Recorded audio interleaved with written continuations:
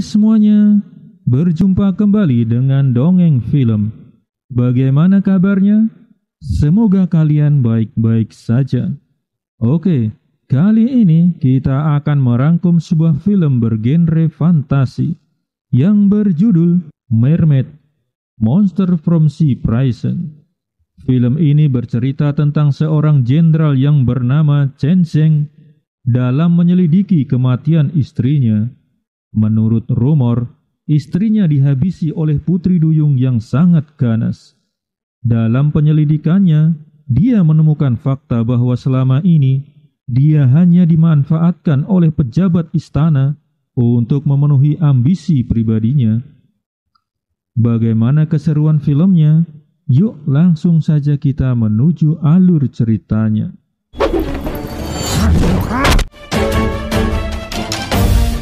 Film dibuka dengan memperlihatkan seekor monster yang menyerang sebuah kapal.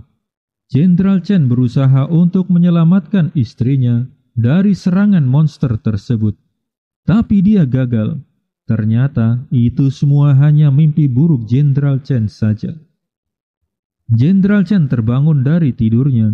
Dia sedang mengadakan patroli di laut. Dia kemudian memeriksa keadaan sekitar. Ketika sedang mengawasi lautan, dia melihat ada putri duyung muncul dari lautan. Jenderal Chen kemudian memerintahkan pasukannya untuk bersiap menyerang putri duyung tersebut.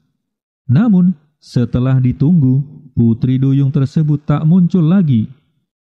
Jenderal Chen kemudian melompat ke laut untuk mencari putri duyung. Di bawah lautan, Jenderal Chen bertemu dengan putri duyung tersebut. Putri duyung tersebut berubah menjadi seorang gadis yang cantik. Jenderal Chen sempat terpesona melihatnya, namun dia ingat kembali akan tugasnya. Dia menuduh putri duyung telah menghabisi istrinya. Jenderal Chen kemudian menyerang putri duyung tersebut. Tapi putri duyung tersebut menggunakan sihir teleportasinya dan memindahkan Jenderal Chen ke pantai. Keesokan harinya, Jenderal Chen melaporkan hasil penyelidikannya kepada gubernur. Jenderal Chen menunjukkan cangkang merah kepada gubernur. Cangkang merah tersebut bukan berasal dari lautan. Jadi, menurut Jenderal Chen, pembunuhnya bukan putri duyung. Dia kemudian meminta gubernur memberi izin untuk memeriksa penjara laut. Penjara laut adalah penjara tempat para monster dan ahli sihir. Penjara ini di bawah kendali Jenderal Ming. Jenderal Chen kemudian memeriksa penjara laut. Di sana, Jenderal Chen bertemu dengan Jenderal Ming. Jenderal Ming tampak tak senang dengan apa yang dilakukan Jenderal Chen. Di sana, Jenderal Chen melihat ada seorang ahli sihir yang dipenjara dan disegel dengan kertas sihir. Penjaga mengatakan kertas sihir tersebut berasal dari pendeta Ruo. Selanjutnya, Jenderal Chen memerintahkan Kapten Bai untuk mengundang pendeta Ruo. Kapten Bai mengingatkan Jenderal Chen agar jangan terlalu mempercayai apa yang disampaikan putri duyung. Putri duyung mempunyai sihir memikat pria. Kapten Bai curiga ini adalah strategi putri duyung untuk mengadu domba Jenderal Chen dan Ming. Jenderal Chen kemudian menceritakan pertemuannya dengan putri duyung. Putri duyung mengatakan bukan dia yang membunuh istrinya. Putri duyung menunjukkan bukti cangkang merah yang tak berasal dari lautan. Tiba-tiba datang Yougu dari klan penakluk duyung. Yougu ingin menangkap putri duyung. Yougu berhasil mengalahkan Jenderal Chen, tapi Jenderal Chen dan putri duyung berhasil melarikan diri. Selanjutnya, Jenderal Chen memutuskan untuk menemui kembali putri duyung. Ia ingin mengetahui apa yang sebenarnya diinginkan putri duyung. Di tempat lain, Yougu menemui Jenderal Ming. Kepada Jenderal Ming, Yougu mengatakan kalau Jenderal Chen sudah dipengaruhi oleh putri duyung. Putri duyung mempengaruhi Jenderal Chen agar Jenderal Chen menghabisi Jenderal Ming. Jenderal Chen pergi ke laut untuk menemui putri duyung. Setelah bertemu putri duyung, Jenderal Chen meminta jika Putri Duyung ingin balas dendam untuk menghabisinya saja, tapi jangan melukai orang lain. Ternyata 100 tahun lalu, keluarga Chen telah menghancurkan klan Duyung. Putri Duyung mengatakan ia tak ingin balas dendam. Tiba-tiba, mereka diserang oleh Yougu dan Jenderal Ming. Jenderal Chen menyuruh Putri Duyung untuk pergi. Menghadapi Jenderal Ming dan Yougu, Jenderal Chen pun kewalahan. Jenderal Chen kemudian ditangkap dan dibawa menghadap gubernur. Gubernur menuduh kalau Jenderal Chen tak setia karena bekerja sama dengan Putri Duyung. Keluarga Chen adalah pelindung Pulau Kabut selama 100 tahun lebih. Jenderal Chen kemudian diikat di pinggir laut dan disiksa di sana. Putri Duyung datang dan menyelamatkan Jenderal Chen. Jenderal Chen kemudian dibawa ke Pulau Fantasi. Di sana, dengan kemampuan sihirnya, Putri Duyung mengobati luka Jenderal Chen. Jenderal Chen pun sembuh kembali. Namun, Putri Duyung kehabisan tenaga dan dia pun pingsan. Namun, setelah sadar kembali, Jenderal Chen malah menangkap Putri Duyung dan memasang mahkota gigi naga di kepalanya.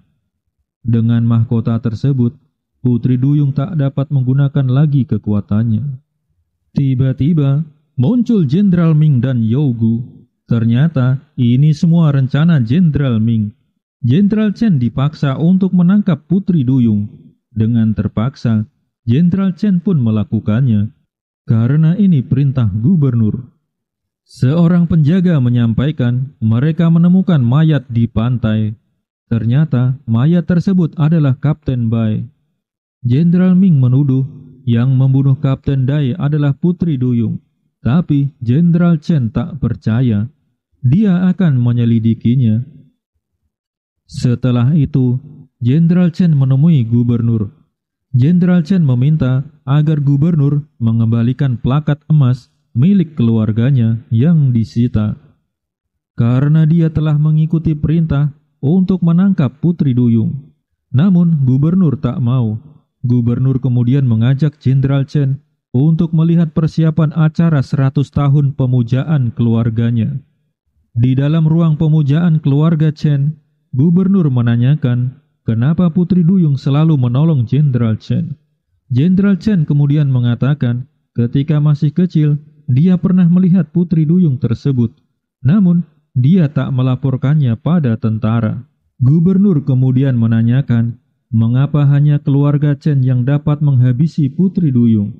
Jenderal Chen mengatakan karena keluarga Chen mempunyai senjata tombak biru yang kuat. Namun, gubernur mengatakan Putri Duyung mempunyai sisik pelindung hati. Hanya tombak biru milik keluarga Chen yang dapat menembusnya. Setelah itu, Putri Duyung akan mengeluarkan air matanya. Air mata Duyung adalah benda yang sangat berharga karena dapat membuat awet muda. Selama ratusan tahun, keluarga Chen memburu Putri Duyung untuk mengambil air matanya dan dipersembahkan kepada kaisar. Jenderal Chen terkejut mendengar ini semua. Selama ini ia mengira keluarganya memburu Putri Duyung untuk melindungi para nelayan dari serangan Putri Duyung. Gubernur kemudian meminta agar Jenderal Chen mendapatkan air mata Putri Duyung saat pemujaan leluhur keluarga Chen esok harinya. Karena merasa bimbang dan ragu, Jenderal Chen tak memberi jawaban. Di tempat lain, Yougu menceritakan kepada Jenderal Ming bahwa dulu Pulau Kabut adalah pulau tempat tinggal Putri Duyung. Keluarga Chen datang ke pulau tersebut untuk memburu Putri Duyung dan mengambil air matanya. Air mata Putri Duyung dapat membuat awet muda. Air mata tersebut diberikan kepada kaisar. Jadi, keluarga Chen memperoleh kehormatannya dengan memenuhi ambisi kaisar untuk menjadi awet muda. Keluarga Chen sebenarnya bukan pahlawan, tapi kaki tangan kaisar. Putri Duyung pun tak pernah melukai manusia. Mendengarnya, Jenderal Ming tampak tersenyum jahat. Tapi, dia malah meracuni Yougu hingga tewas. Jenderal Chen kemudian menemui Putri Duyung di penjara laut. Putri Duyung tak marah pada Jenderal Chen. Putri Duyung mengatakan saat dia memutuskan muncul di hadapan Jenderal Chen, dia sudah tahu semuanya akan berakhir seperti ini.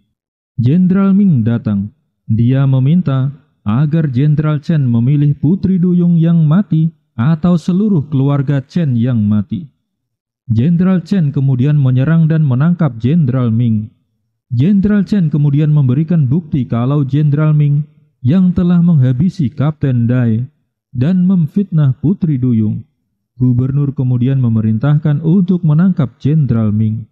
Selanjutnya, gubernur meminta agar Jenderal Chen mendapatkan air mata Duyung. Gubernur tak peduli Putri Duyung bersalah atau tidak.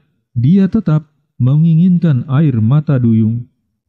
Namun, setelah gubernur pergi, Jenderal Chen melepaskan Putri Duyung. Jenderal Chen kemudian meminta maaf kepada Putri Duyung. Putri Duyung kemudian menyarankan kepada Jenderal Chen untuk melindungi keluarganya agar dia memindahkan keluarganya ke Pulau Fantasi dan menyarankan agar Jenderal Chen melawan gubernur. Namun Jenderal Chen tak mau, ia tak ingin menjadi pemberontak.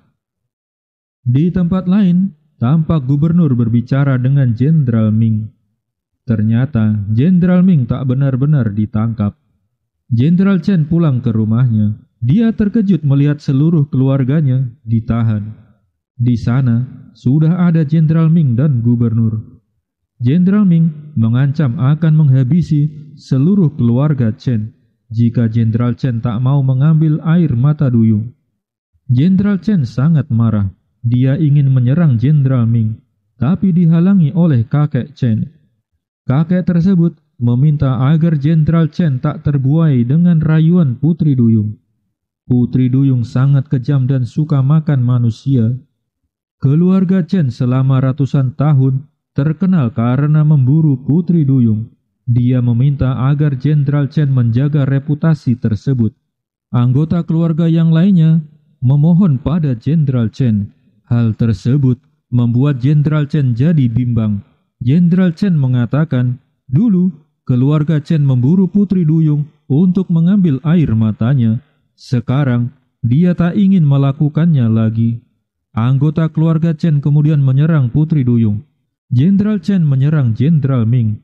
Jenderal Ming pun terluka. Putri Duyung mengajak Jenderal Chen pergi, tapi Jenderal Chen tak mau. Jenderal Chen menyuruh Putri Duyung untuk pergi sendiri. Jenderal Chen mengatakan, dulu keluarga Chen terkenal karena memburu Putri Duyung, tapi saat ini jika ada yang berani mengganggu Putri Duyung akan berhadapan dengannya. Gubernur meminta agar Jenderal Chen tak mempermalukan keluarganya. Jenderal Ming mengancam akan menghabisi seluruh keluarga Chen. Dia kemudian meminta agar Putri Duyung memakai mahkota gigi naga dan memberi air matanya, karena itu satu-satunya jalan menyelamatkan keluarga Chen. Putri Duyung mengatakan ia tak tega melihat Jenderal Chen terus-terusan disiksa. Ia meminta maaf karena selama ini dia egois.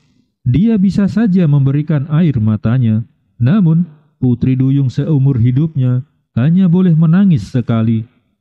Karena setelah menangis, dia akan berubah wujud jadi ikan dan dia tak bisa kembali lagi jadi manusia. Putri Duyung takut jika dia menangis dan kembali jadi ikan, ia tak bisa bicara lagi dengan Jenderal Chen. Putri Duyung kemudian menangis dan mengeluarkan air matanya. Karena sudah mendapatkan air mata Duyung, gubernur mengembalikan plakat emas milik keluarga Chen. Namun, saat membawanya pulang, Jenderal Chen diserang diam-diam oleh Jenderal Ming. Jenderal Chen pun tewas. Merasakan bahaya pada Jenderal Chen, Putri Duyung pun datang. Dia pun bertarung dengan Jenderal Ming. Jenderal Ming pun tewas. Tiba-tiba, tubuh Jenderal Ming berubah jadi Yougu. Ternyata, sebenarnya Jenderal Ming sudah dihabisi oleh Yougu. dan Yougu kemudian menyamar jadi Jenderal Ming. Putri Duyung kemudian membawa Jenderal Chen ke pantai. Dia sangat bersedih melihat Jenderal Chen. Dia kemudian mengobati Jenderal Chen dan memberikan sisik pelindung hati miliknya. Jenderal Chen pun hidup kembali. Namun, tubuh Putri Duyung pun lenyap. Gubernur sangat senang mendapatkan air mata Duyung. Jenderal Chen datang menemui Gubernur. Jenderal Chen sangat marah. Diam-diam, Gubernur menyerang Jenderal Chen. Namun, serangannya tak berpengaruh karena Jenderal Chen dilindungi sisik pelindung hati milik Putri Duyung. Gubernur pun terkejut. Tiba-tiba, Gubernur berubah jadi penyihir yang saat itu dilihat Jenderal Chen dalam penjara laut. Ternyata, selama ini penyihir tersebut bekerja sama dengan Jenderal Ming. Dia menyamar jadi gubernur karena ingin menguasai Pulau Kabut dan menyingkirkan Jenderal Chen. Setelah Jenderal Chen disingkirkan, muridnya Yougu yang akan menggantikannya jadi jenderal. Namun, dia tak menyangka kalau Jenderal Ming terlalu serakah dan ada Putri Duyung yang muncul. Dan dulu, yang menghabisi istri Jenderal Chen adalah dirinya. Jenderal Chen kemudian bertarung dengan penyihir tersebut. Penyihir tersebut pun tewas. Beberapa hari kemudian, Jenderal Chen membuang air mata Duyung ke lautan, dan film pun selesai. Terima kasih telah berkunjung ke channel ini. Sampai jumpa kembali.